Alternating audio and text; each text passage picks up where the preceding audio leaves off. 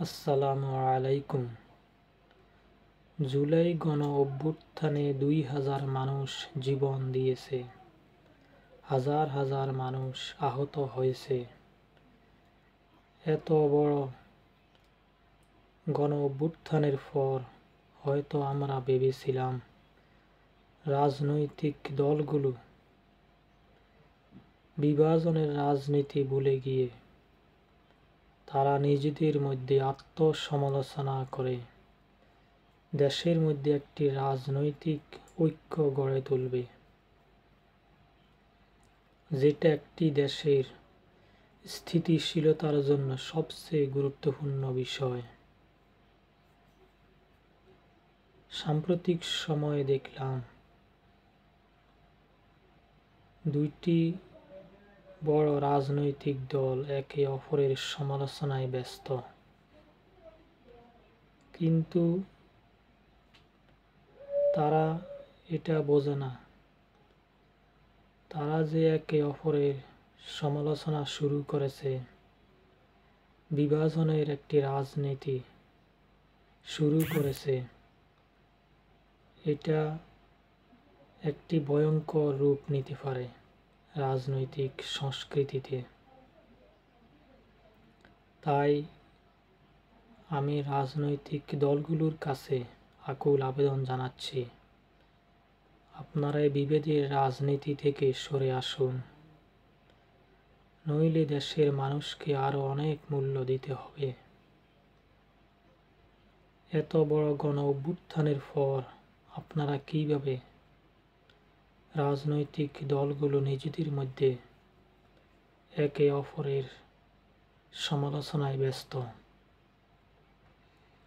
আপনাদের এখন সময় নিজেরা আত্মসমালোচনা করে রাজনীতিকে একটি উচ্চতায় নিয়ে যাবেন, নতুন একটি বাংলাদেশ উপহার দেবেন।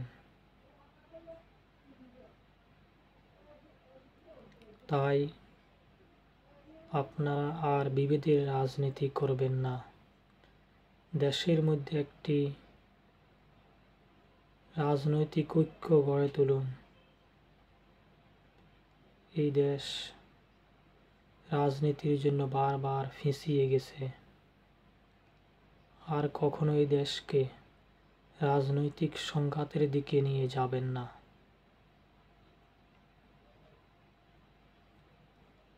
আমরা চাই রাজনীতির জন্য আর একজন মানুষও যাতে নিহত না হয় এবং একজন মানুষও যাতে আর আহত না হয়।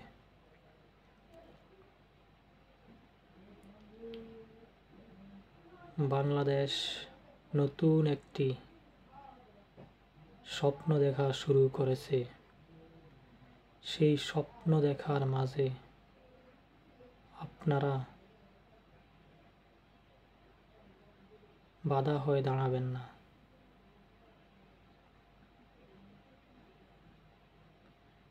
শুধু ক্ষমতার জন্য রাজনীতি করবেন না, দেশের স্বার্থে, দেশের জনগণের স্বার্থে রাজনীতি করবেন।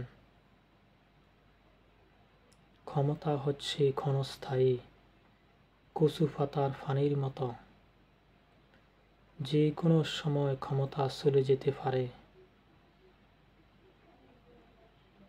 তাই রাজনীতিকে রাজনীতির মতো চলতে দেন।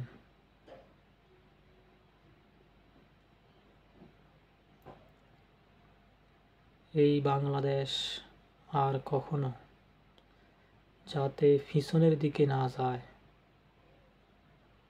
সামনের দিকে যাতে এগিয়ে যায়, সেই প্রচেষ্টা সব রাজনৈতিক দল করেন। আর কখনো রাজনীতিকে সংঘাতের দিকে নিয়ে যাবেন না।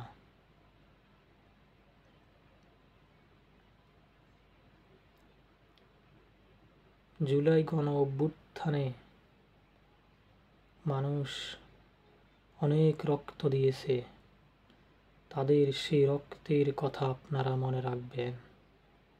না হয় শহীদরা কোনোদিন আপনাদেরকে ক্ষমা করবে না। ধন্যবাদ, সবাই ভালো থাকেন। আল্লাহ হাফেজ।